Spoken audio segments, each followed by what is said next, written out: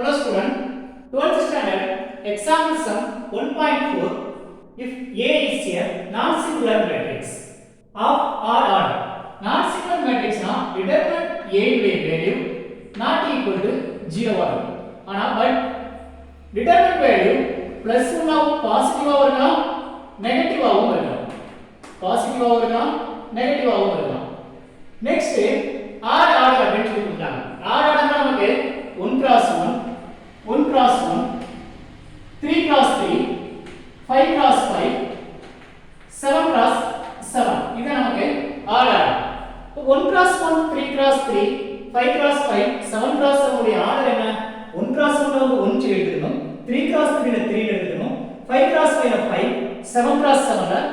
7 சொல்லி எடுத்துக்கணும் இதுதான் ஆர்டர் இப்போ நம்ம டிட்டர்மைன் ஆர்டர் என்ன இருந்தா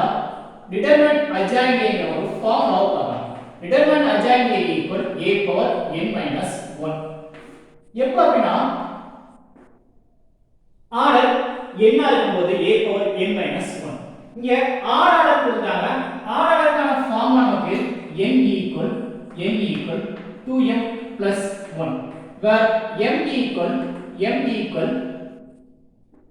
0 1 2 3 etc. இப்ப 0 கொடுத்தோம்னா 1 கிடைக்குது 1 கொடுத்தோம்னா 2 plus 1 3 2 கொடுத்தோம்னா 4 plus 1 5 கிடைக்குது 3 கொடுத்தோம்னா 6 plus 1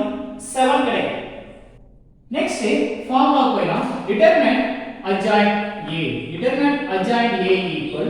a power n minus 1 order என்ன இருக்கும்போது n உடைய வேல்யூ n minus 1 இங்க n உடைய வேல்யூ இருக்கு 2 பவர் 2m plus 1 அப்ப a power 2m plus 1 n க்கு பதிலா அப்ளை பண்ணியாச்சு நெக்ஸ்ட் ஃபார்முலா படி ஒரு மைனஸ் இருக்குது மைனஸ் 1 ஐயும் பிளஸ் 1 ஐயும் கேன்சல் பண்ணிட்டோம்னா வந்து a பவர் 2m இருக்குது next a power m whole square கொடுத்தோம்னா இங்க பாசிட்டிவா இருந்தா நெகட்டிவா இருந்தா ஸ்கொயர் கொடுத்தா நமக்கு கிடைக்கக்கூடிய வேல்யூ பாசிட்டிவ் தான் கிடைக்கும் அப்ப பாசிட்டிவ் சிம்பிள்ல பாசிட்டிவ் சொல்லி கொடுத்துக்கலாம் இதுதான் determine adjoint A க்கு நமக்கு ப்ரூவ் பண்ண சொல்லிருக்காங்க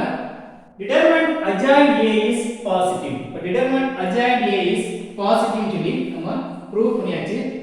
hence proved